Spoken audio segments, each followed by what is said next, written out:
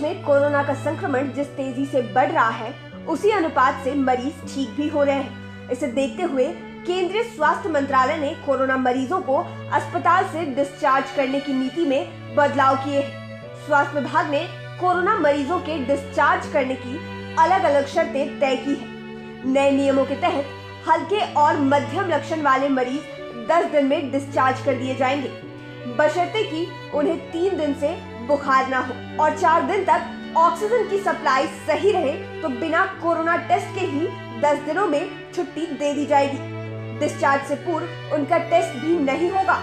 Discharge के बाद उन्हें 7 दिन तक होम क्वारंटीन में रहना होगा।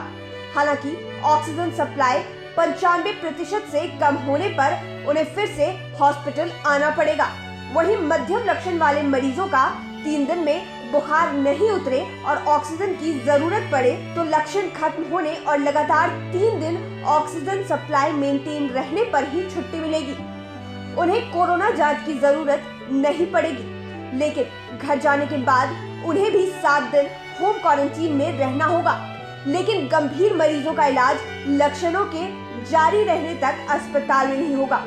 ऐसा देखा गया है कि हल्के और मध्यम लक्षण वाले करीब 90% कोरोना मरीज रिकवर हो जाते हैं। महज 10% या इससे भी कम मरीज गंभीर स्थिति में पहुंचते हैं, जो आमतौर पर ज्यादा उम्र होने या साथ ही किसी दूसरी बीमारी से ग्रसित होते हैं। स्वास्थ्य मंत्रालय के अनुसार अभी तक देश में 19,000 से अधिक कोरोना मरीज ठीक हो चुके हैं, जो कि बिल्कुल मामले का लगभग करीब 30% है।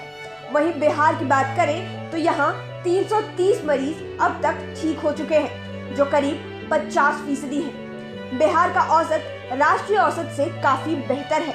ऐसा माना जा रहा है कि आने वाले दिनों में भारत में कोरोना वायरस से संक्रमितों की संख्या तेजी से बढ़ सकती है। हर दिन हजारों की संख्या में पॉजिटिव मरीज मिल रहे हैं। महाराष्ट्र, गुजरात, दिल्ली, तमिलनाडु समेत देश के कई राज्यों में सैकड़ों की संख्या में लोग संक्रमित हो रहे हैं।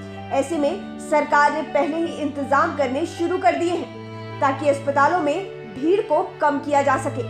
सरकार का यह फैसला कितना सही है यह तो आने वाला समय ही बताएगा, लेकिन सबसे बड़ा सवाल ये है, क्या बगैर जांच के ही लोगों को छोड़ देना सही है?